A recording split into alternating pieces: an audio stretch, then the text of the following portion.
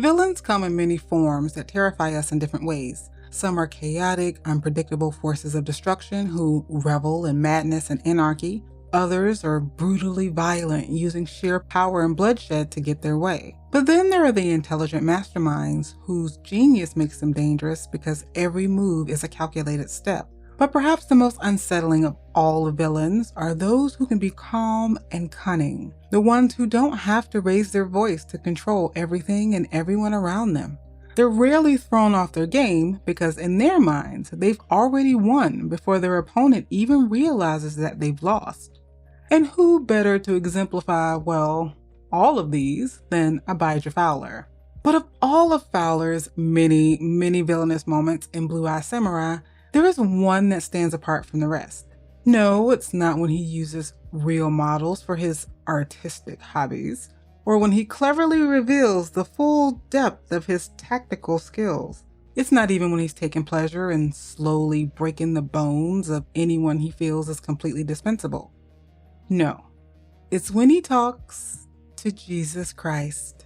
I'm Journey, and this is my entry into One Villainous Scene, a collaboration product for video essay creators put together by Nando V Movies. I know I'm late to the party, but I just discovered this whole collaboration thing not too long ago, and I've been wanting an excuse to make a video about Abijah Fowler anyway, so here we are. Fowler is a man who has no shortage of moments revealing his ruthless ways, both on screen and off.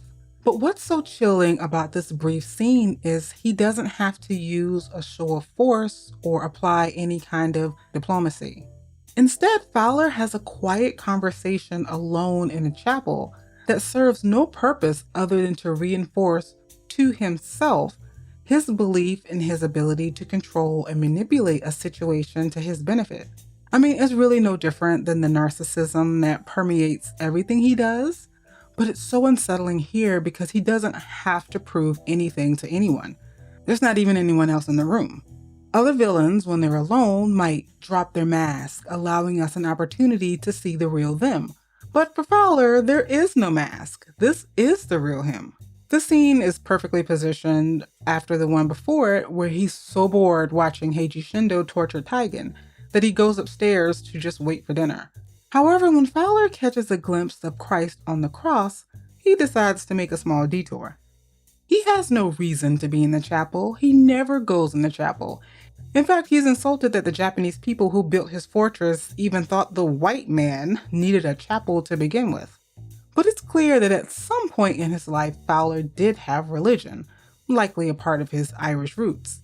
He opens with the line, "We're not friends." That religious part of him has been lost long, long ago, and he has no intention of bringing that part back.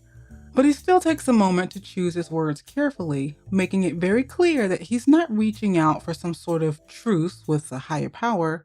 This is strictly business. "I haven't spoken to you in some time. Wouldn't do you the dishonor of asking for a favor. But I believe there's something I can do for you. They've been godless here as long as they've been. You saw what they did to your priests and faithful, kicked out and crucified the word dead in their mouths, unspread. Heathen, surely these Japanese. Lucky for you, their man in charge is greedy." Fowler brings up the 26 martyrs of Japan, 26 Christians who were executed by crucifixion at the hands of the Japanese back in 1597. But let's be real. Fowler doesn't really care about that. But what he knows is that Christ does care.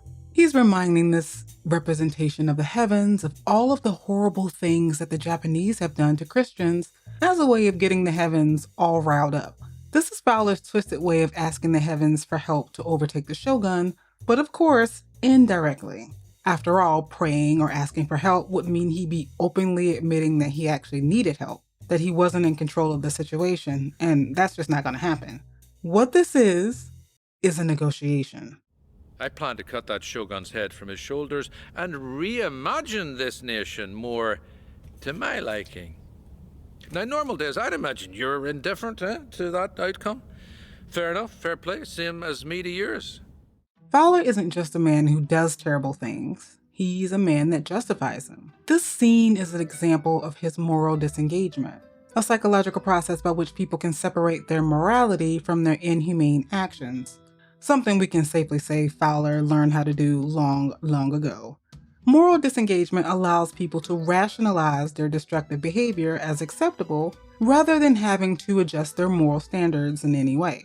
This probably stems from his experiences in wartime and afterwards, as he identifies as both English and Irish, having internalized the worldviews of both his native culture as well as the new culture that dominated it.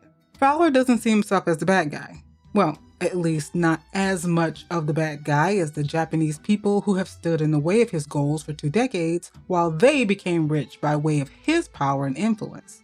So he uses them as a selling point, reframing his actions as retribution and thus necessary. Our men are trained and eager to serve.